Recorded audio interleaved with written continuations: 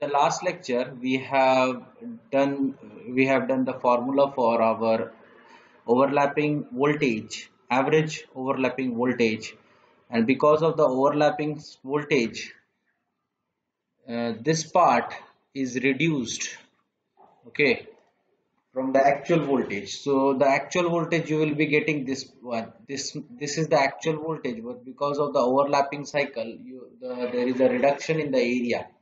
Okay, and due to this reduction, the average value decreases. So we have already defined that if there is no overlapping, you will be getting the voltage as n Vm by 2 pi 2 sine pi by n cos alpha.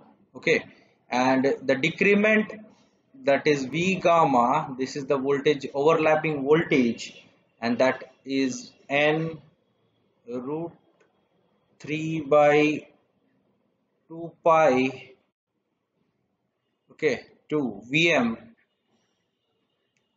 cos alpha minus cos alpha plus gamma. So this is the voltage of this area, the shaded part.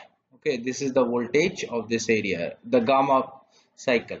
Now overall if you see, so the voltage, there will be a decrement, so that is V naught minus del V gamma.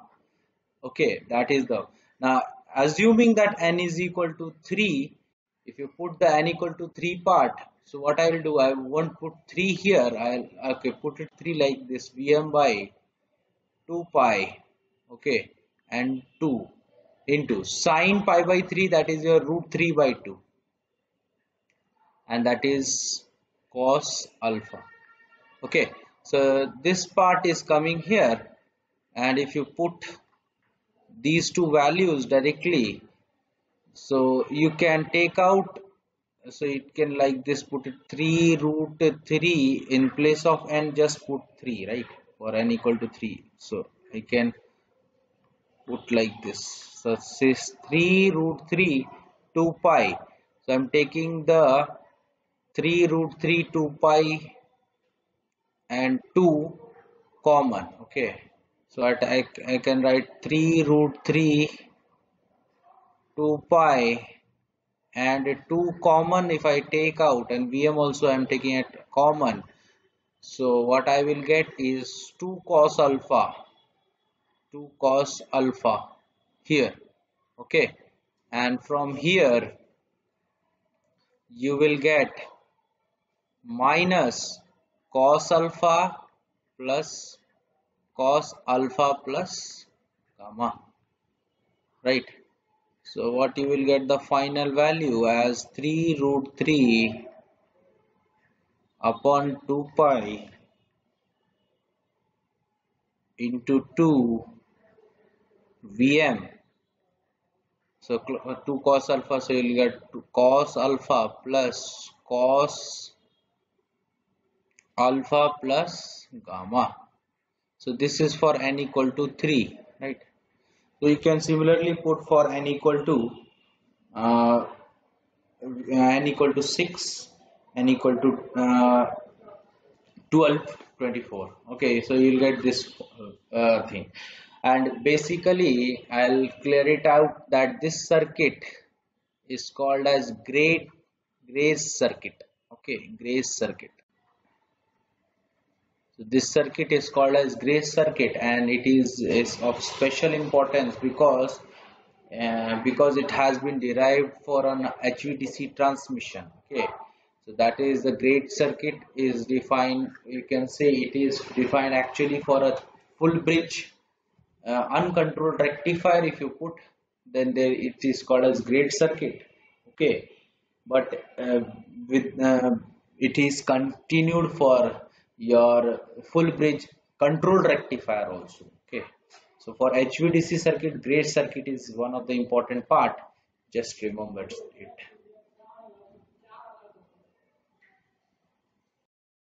So let's do a numerical for clarification. Okay, so a bridge connected rectifier operates at alpha equal to 30 degree, gamma equal to 15 degree. Determine the necessary line secondary voltage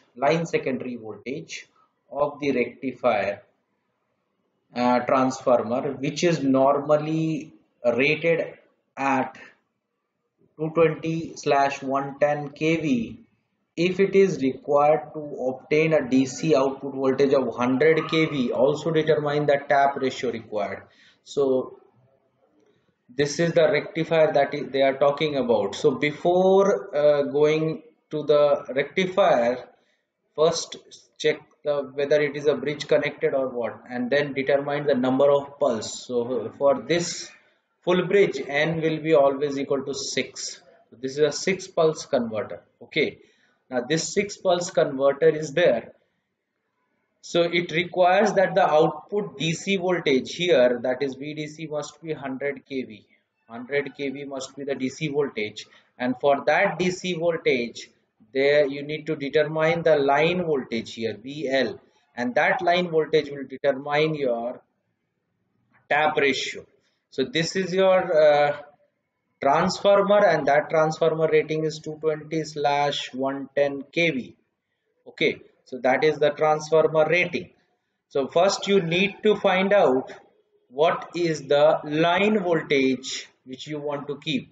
Now as per our formula, we'll put the values of, we have derived for n equal to 3, you use it for n equal to 6, the previous formula, and what you will get is 3 root 3 upon 2 pi Vm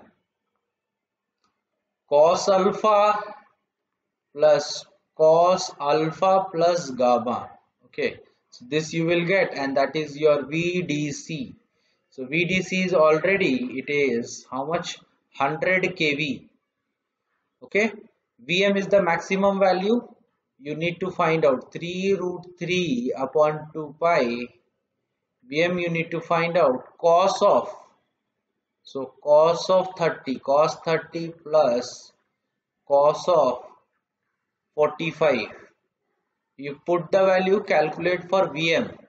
So Vm is the maximum value. Remember this is the maximum value. You need to calculate the RMS value. So RMS value will be root 3 times Vm. Oh, sorry, root 2 times Vm.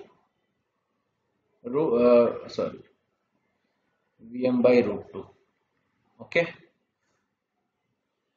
so that will be your line voltage, and then tap ratio, if you want to find out, then that will be your VL by 100. That will be your tap ratio. So calculate it, do it for yourself, and then give me the answer. So that will be determining this. Okay, try these problems for yourself, and give your answer in your this Google Classroom. It will be beneficial for you. Okay, right.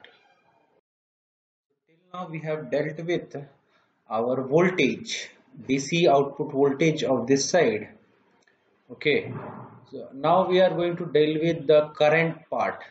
Okay, because why we are dealing with these two? Because these parameters will help us to control the power through the HVDC link. Okay, so we need to find out the current part, and also we need to find out the VDC part.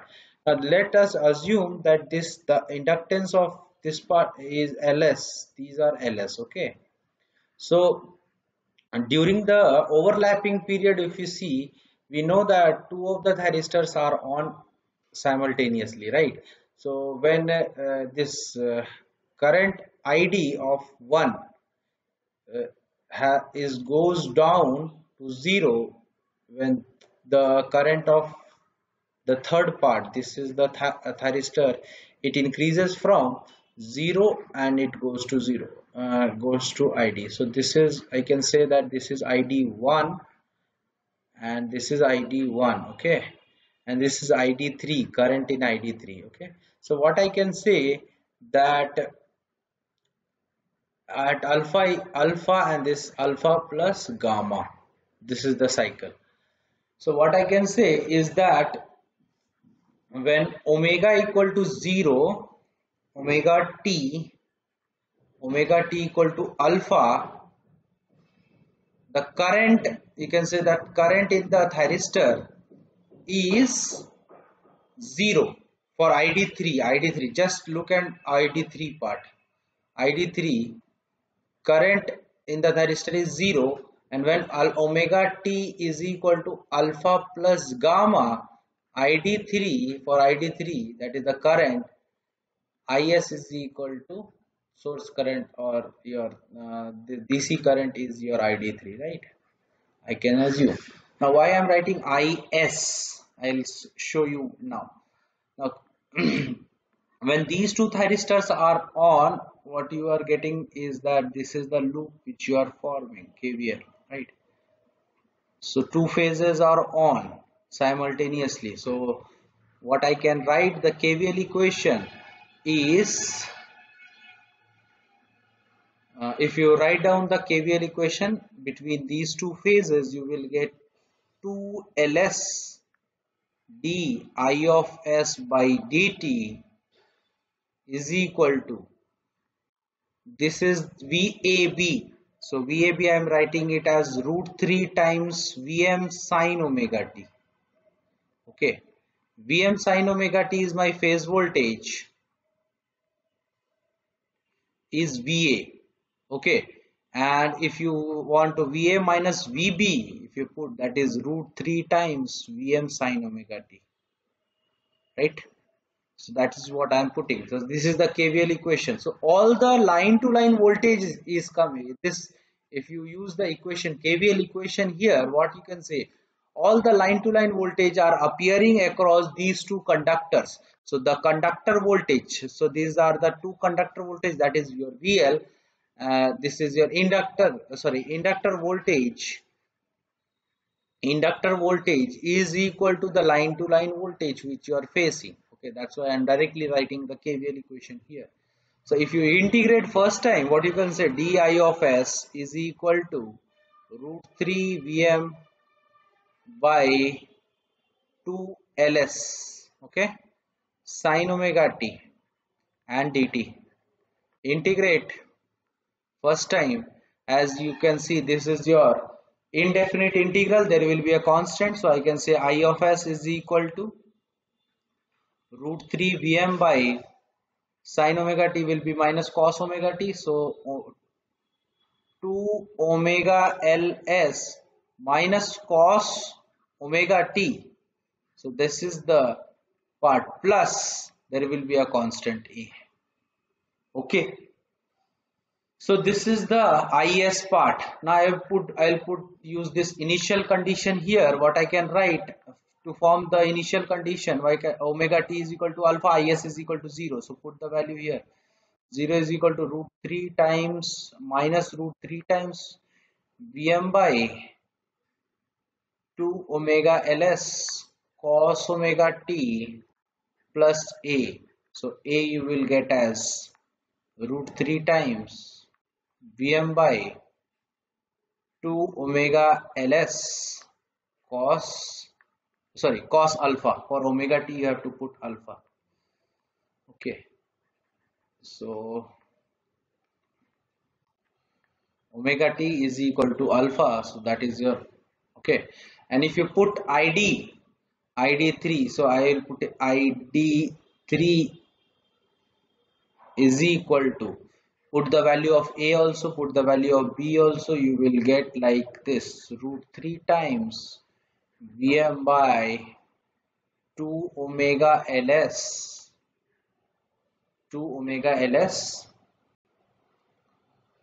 cos of alpha minus cos of alpha plus mu, or sorry, alpha plus gamma, it should be gamma. No, mu. Okay, so this is the final line current that is coming out of the that is flowing in your DC link voltage, DC link conductors. This is the current that is flowing in your conductor. So I have derived our voltage, I derived our current. Now there are few problems that you have done in this video in the above part.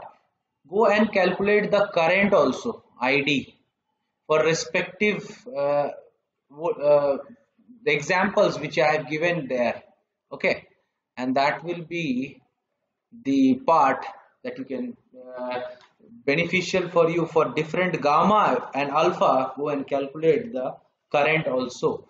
Okay, so that will be beneficial for you. Okay, thank you. So till now we have seen about the rectification side of our HVDC link rectification side. Now we will be discussing about the inversion part. Okay, now for inversion part, what you are actually doing, that you are having a DC current this side, and that is your this type of current, and you need to invert this type of current to on alternating current. Okay, this type of current on this side, and so what happens that your voltage also alternates. So this is your one time voltage, that is your V naught here, and then it should be alternate. At the other time you should change the polarity, that is minus plus, this side minus and this side plus. Okay, so for that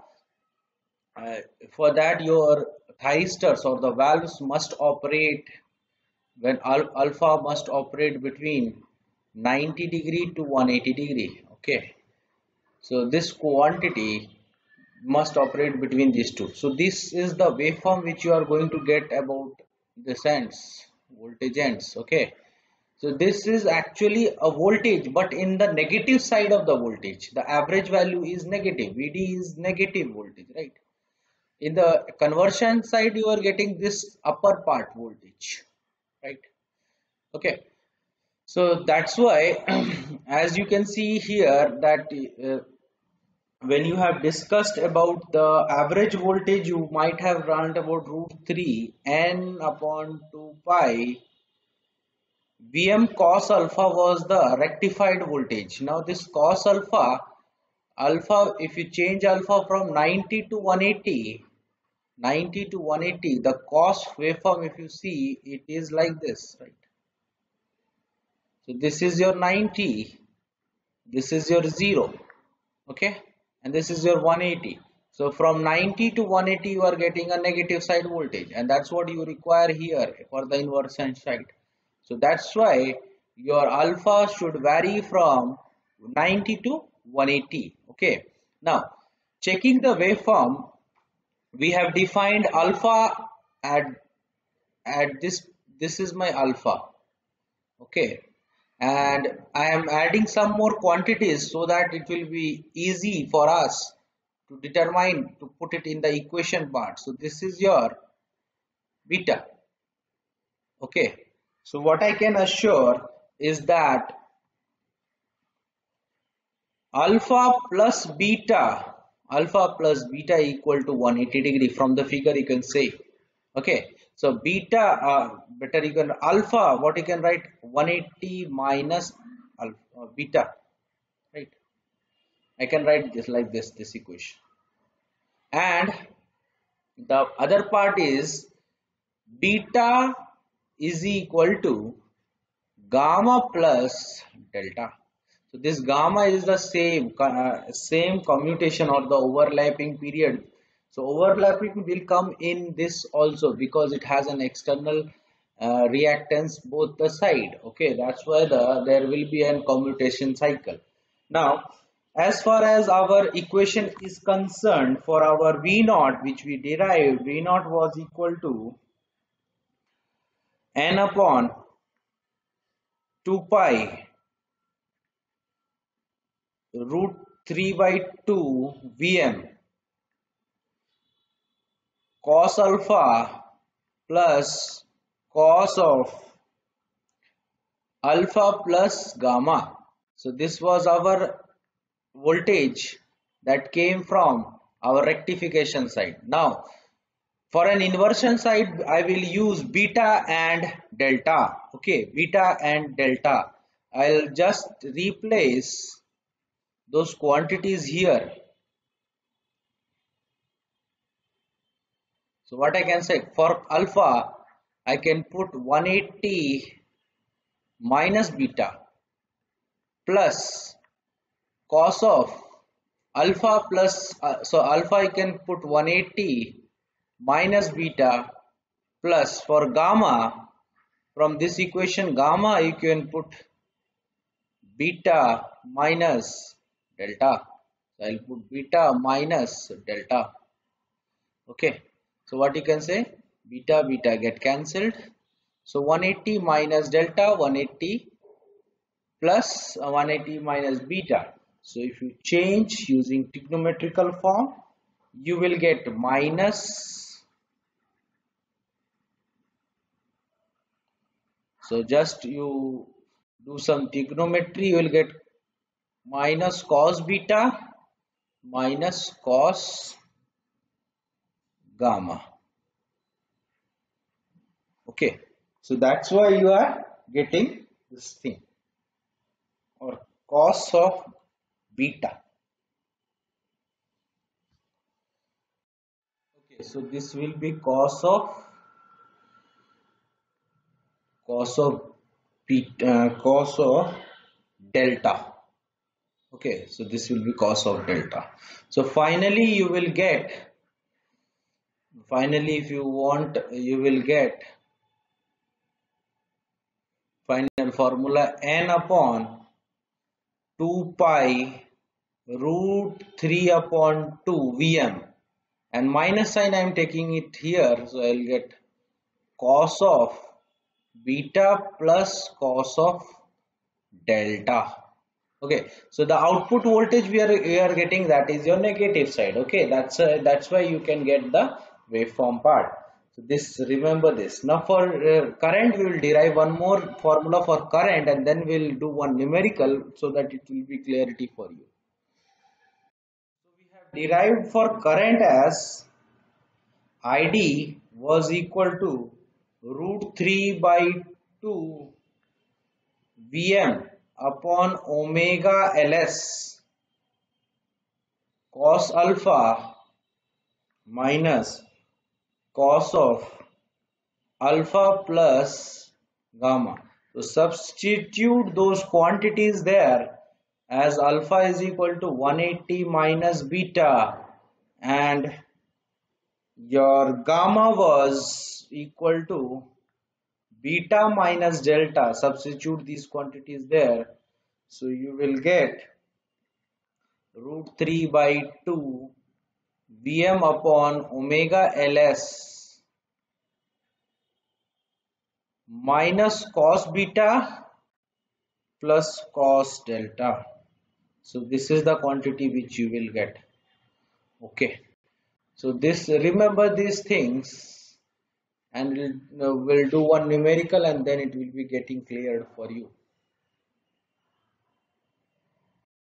Okay, so we will not do our numerical part of the previous problem. I'm limiting it to there because it will be a vast coverage and we have a limited time, and you have already been announced with your examination schedule, so I won't be doing more complex things.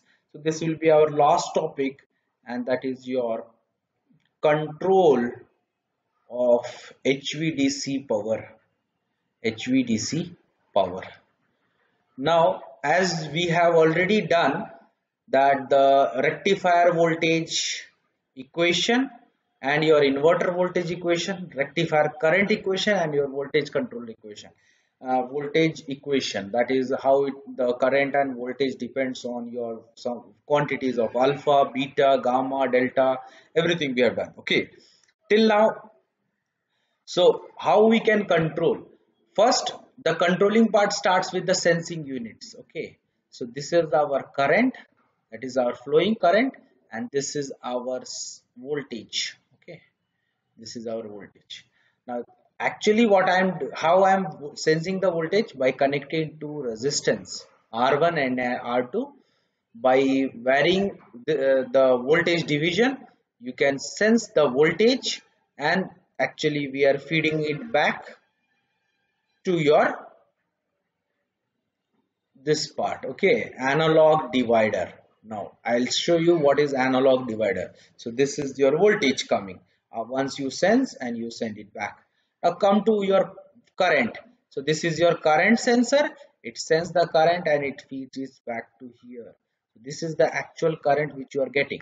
Okay, now this is actually a comparator. So this comparator actually what it does the comparison. So you need to provide the reference current and it compares, and along with it the signal goes to amplifier. What does an amplifier do?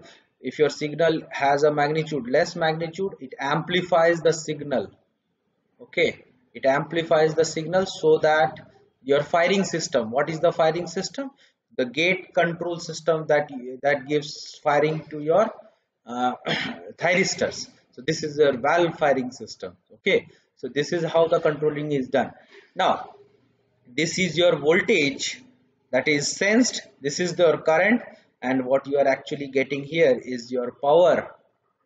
Okay, this is the power. So this is your VD into ID, and this is the power that you are going to give the power sensors or reference sensors, you can say, and you can control with respect to this. Now how can you control? There are three types of method. First, voltage constant, keep constant voltage, change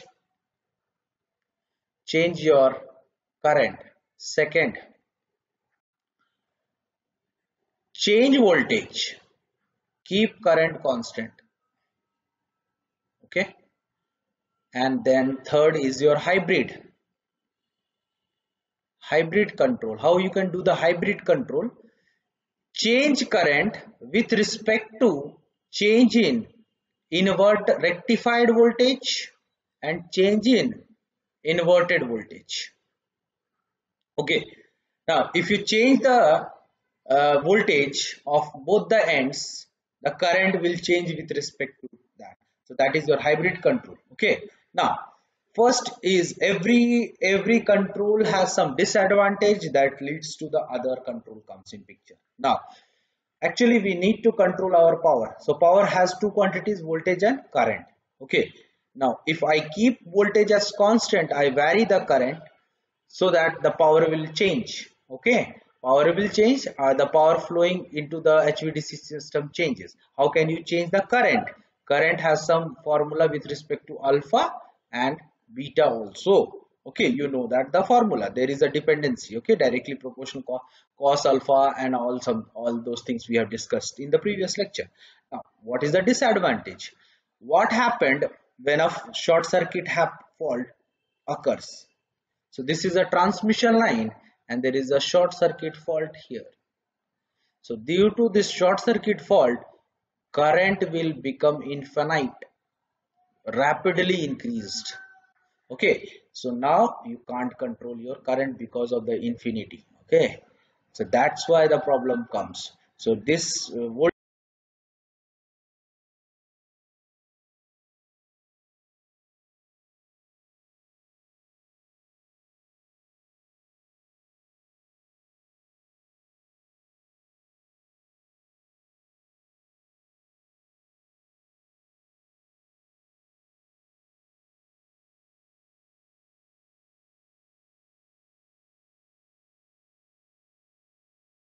So the next is your, when you change the voltage, when you have a control on your voltage and you keep your current as constant.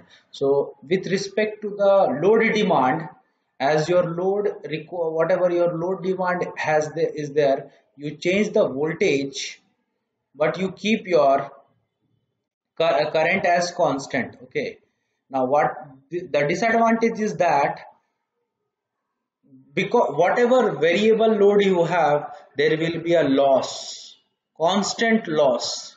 Okay, whether you have less power demand or more demand, your loss in the HVDC will be same, and that is one of the demerits of this control.